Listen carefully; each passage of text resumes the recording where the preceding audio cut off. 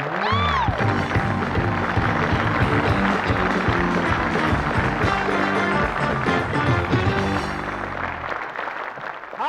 hi, hi. Hello and welcome to Movers and Shakers. आप लोग क्या सोच रहे हैं? मैं यहां पर सब नेताओं की खिल्ली उड़ाता हूं, तो जरूर किसी न किसी नेता की हाय लग गई है मुझे। गलत। दरअसल मेरे हाथ में फ्रैक्चर और गर्दन में मोच आ गई, और वो भी इसलिए क्योंकि मैं पिछले 6 महीने से लगातार हर एपिसोड में वाजपेयी जी की तरह इस हाथ को घुमा रहा था और गर्दन को झटके दे रहा था। इसीलिए अब डॉक्टर ने कह दिया है कि 1 महीने तक कोई लटके झटके नहीं, एकदम जॉर्ज फर्नांडिस की तरह स्ट्रेट फेस रखना। आज तुम लोग बहुत हंस रही हो। वैसे पिछले 6 महीनों से मैंने वाजपेयी जी के धीरे धीरे बोलने की इतनी कॉपी की है कि अब वो मुझसे इंस्पायर होकर मेरी ही तरह तेज बोलने लगे हैं।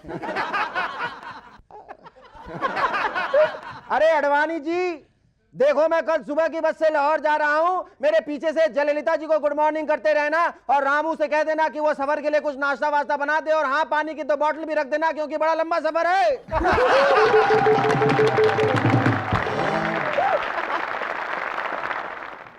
और दोस्तों, वाजपेयी जी के धीमे धीमे बोलने की नकल करते करते मैं भी धीमे धीमे बोलने लगा। आज की हमारी पहली मेहमान है नगमा और परीक्षित साने। लेकिन इससे पहले जोरदार तालियों से स्वागत कीजिए शुरू किया और उसके रबर बैंड का।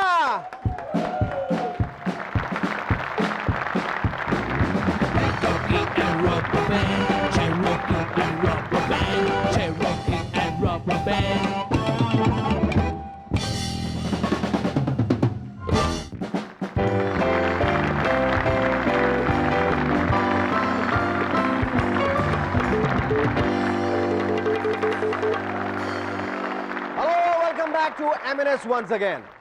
भारत और पाकिस्तान के दूसरे टेस्ट के दौरान बड़ा अजीब सा दृश्य देखने को मिला। एक तरफ वहां पुलिस और कमांडोज हाथ में स्टेनगन लिए खड़े थे, तो दूसरी तरफ बीन लिए सपेरे। क्योंकि पुलिस को डर था कि कोई मैदान में सांप न छोड़ दे। बात भी सही थी, नहीं तो यह होता कि सफेद कपड़े पहने वसीम अकरम बॉल फेंकने को दौड़ रहे हैं और उनके पीछे पीछे काला सांप। ऐसी ही किसी घटना से बचने के लिए वहां आलम यह था कि पहले आदमी को एक मेटल डिटेक्टर से निकाला जाता,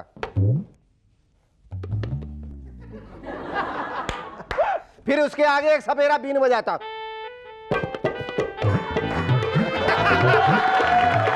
कि मान लीजिए अगर कहीं जेब में सांप छुपा हो तो बाहर आ जाए।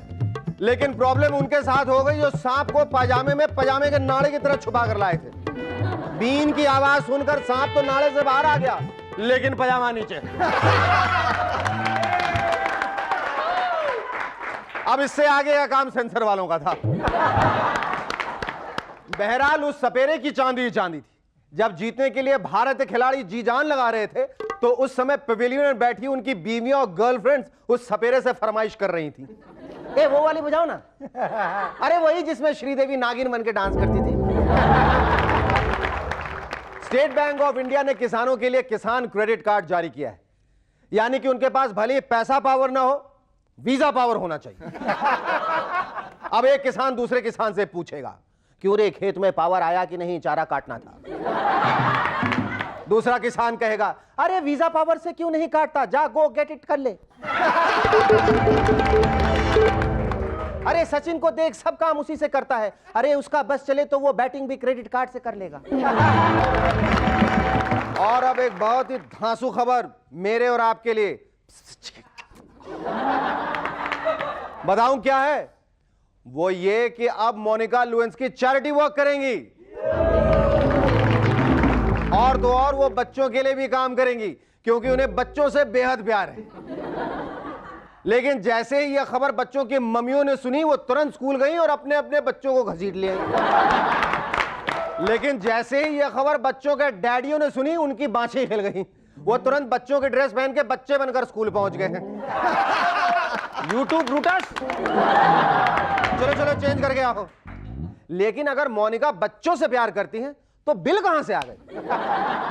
इस पर मोनिका बोली, वो भी तो एकदम बच्चों की तरह हरकतें करते थे व्हाइट हाउस में। जयललिता जी कुछ भी कहती है तो टेंशन बाकी के मंत्रियों को हो जाती है। अभी पिछले दिनों जयललिता जी ने कहा कि उनका बस चले तो अब वो खेतीबाड़ी करने लगे। जब से ये इंटरव्यू अडवाणी जी ने देखा, वो हल चलाने की प्रैक्टिस करने लगे। और यशवंत सिन्हा जी ये हिसाब किताब करने में लग गए कि जया जी अगर गेहूं पैदा करेंगी तो फायदा होगा या फिर चावल पैदा करेंगी तब। आर्मी के जवानों की बंदूकें आजकल धूल खा रही हैं, क्योंकि बंबई के आर्मी वाले अब यहां पेड़ पौधे लगा रहे हैं।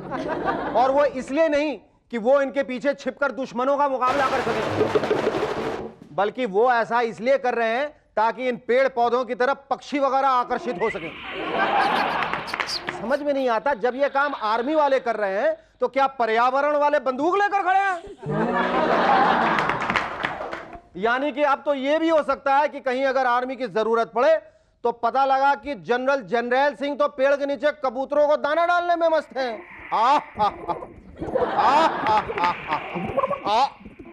अरे यार तू कहां से आ गया? अरे हाफी ने तो बोला आ मैं आ गया। अरे यार मैं कबूतरों को कह रहा हूँ आ। अब तू जा जा जा जा जा जा जा जा जा। चार चार चीजें दी हुई से बजाने के लिए, फिर भी इधर उधर भटकता रहता है। आहा, देखा कितनी मस्ती से बजा रहा है। संजय दत्त की एक पंजाबी फिल्म रिलीज हुई है जिसका नाम है दाग द फायर। अरे भाई गलत क्या है? जैसे सरसों दा साग, पंजाब दा पुत्र, इसी तरह दाग द फायर। अब बारी है एक अनोखे रिसर्च की। बेंगलोर के एक आयुर्वेदिक डॉक्टर ने रिसर्च करके बताया है कि कच्ची सब्जी और फल खाने से आदमी इंपोर्टेंट हो सकता है। तुम हंस रहे हो? बंद करो या कच्चे कद्दू, केले और ककड़ी खाना, वरना इंपॉर्टेंट से इंपोर्टेंट बनने में ज्यादा वक्त नहीं लगेगा। जब से रिसर्च वायगरा कंपनी वालों ने सुनी है, उनकी तो खुशी का ठिकाना ही नहीं। उन्होंने अमेरिका के सब्जी वालों से एक समझौता किया है कि 2 किलो सब्जी लेने पर वायगरा की एक गोली फ्री। और अब आखिर में जीवन बीमा ने एक नई पॉलिसी इंट्रोड्यूस की है, जीवन श्री। खास लोगों के लिए खास पॉलिसी, जीवन श्री।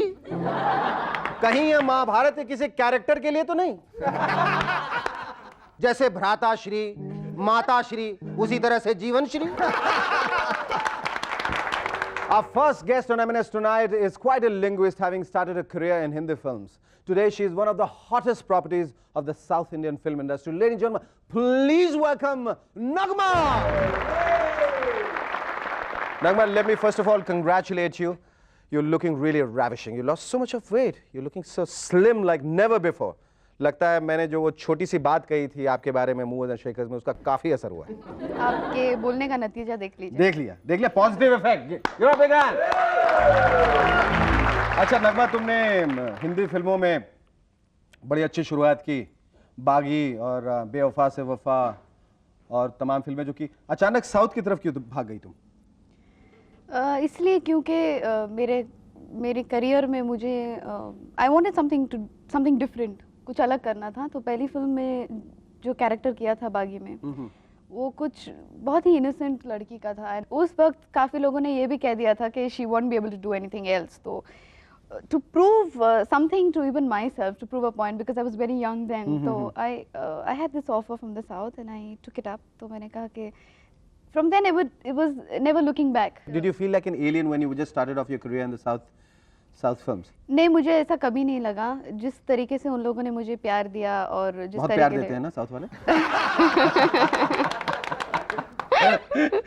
हर तरफ से, हर तरीके से प्यार देते हैं, मंदिर तक बनवा देते हैं। कुछ ऐसा ही समझ लीजिए। And but in every way it was very viable for me, so I said. अच्छा, वहाँ डांसिंग पे बहुत ज्यादा जोर है ना? नृत्य पे बहुत ज्यादा vigorous movements and all, and you had to dance with Prabhu Deva, none other than him. How did you keep pace with him?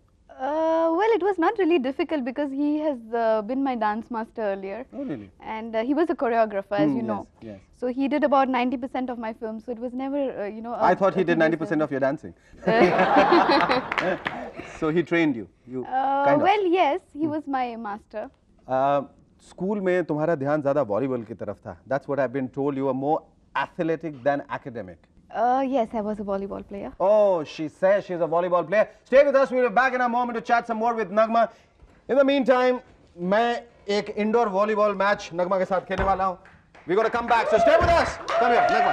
Okay, right. Come. All right.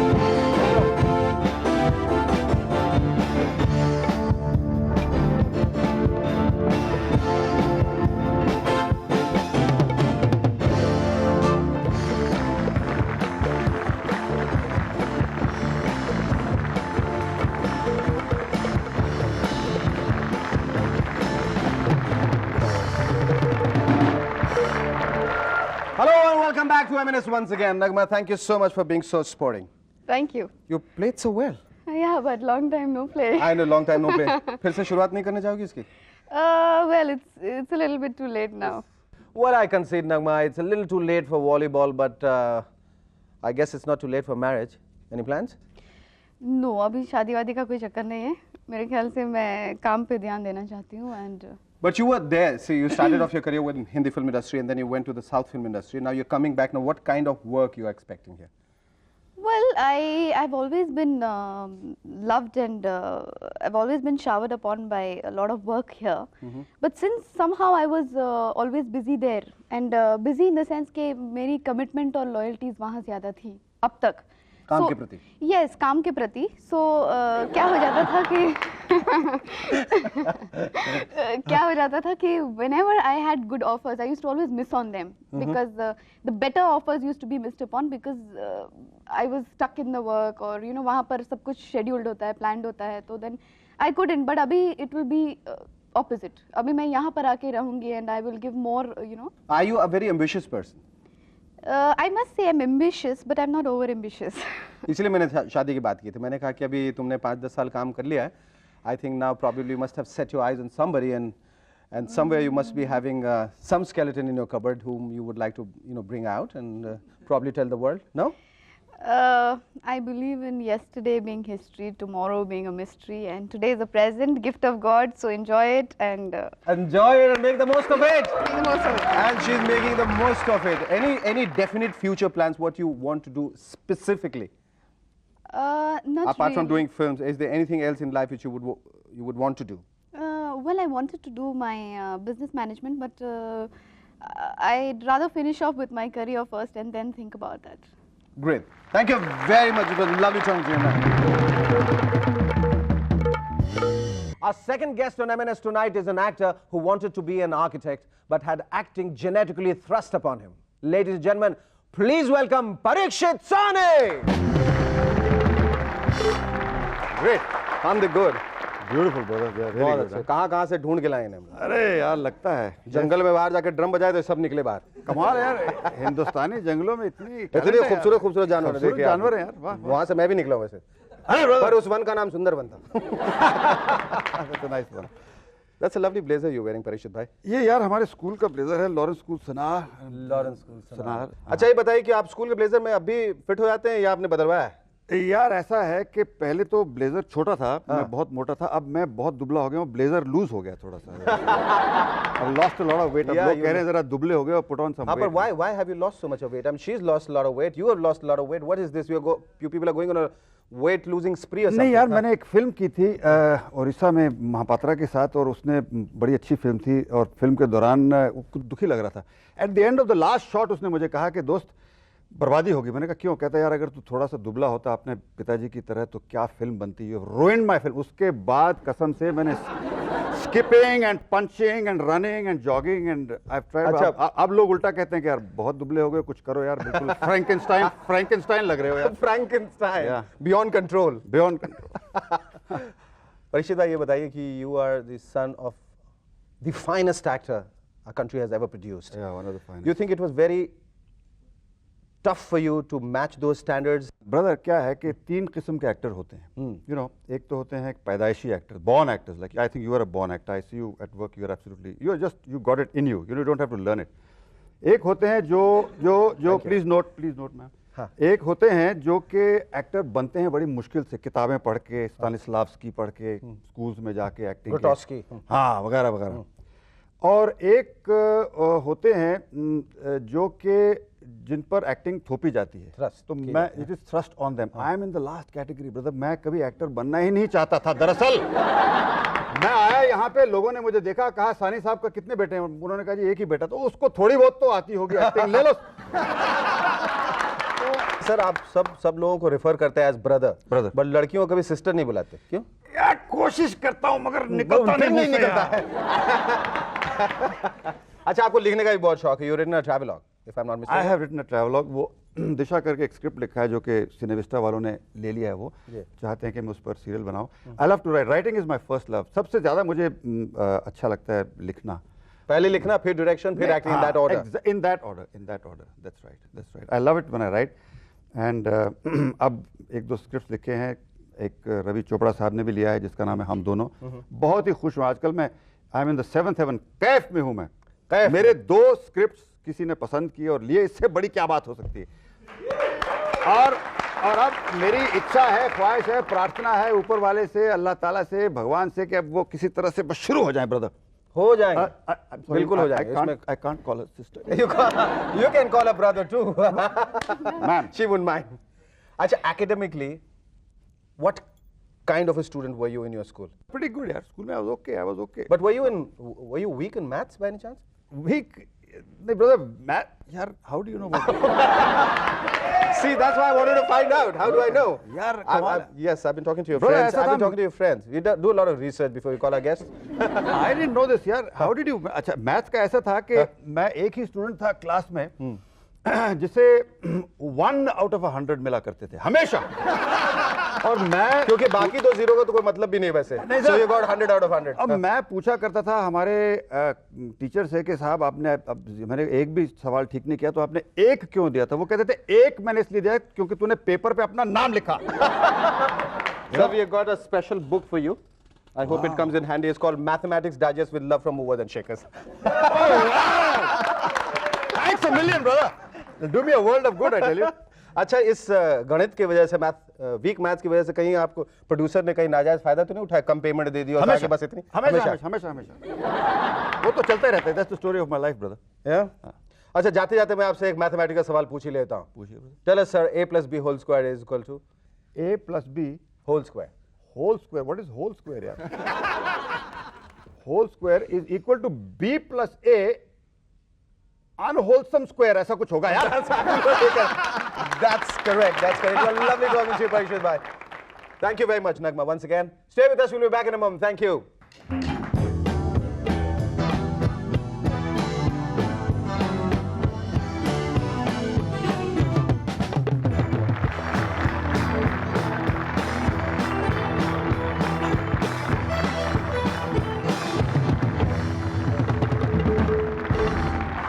Hello and welcome to MNS once again. पिछले दिनों शिमला में जबरदस्त snowfall हुआ और कोहरे के कारण वहां रेलवे सिग्नल दिखने बंद हो गए। लिहाजा आजकल वहां पटाखों से काम चलाया जा रहा है। अगर पटाखे फट गए तो ग्रीन सिग्नल, नहीं तो रेड। शुक्र है ये व्यवस्था जम्मू और कश्मीर लाइन में नहीं है, नहीं तो पता ही नहीं चलेगा कि कौन सा पटाखा आतंकवादियों ने फोड़ा और कौन सा रेलवे वालों ने। आज का ये खत भेजा है समृद्धि देशमुख ने नागपुर से। डॉक्टर एक महिला पेशेंट से मेडिकल चेकअप के बाद, मिसेस सरिता, आपके लिए गुड न्यूज है। महिला पेशेंट, डॉक्टर मैं मिसेस नहीं मिस हूं, तो फिर आपके लिए बैड न्यूज है।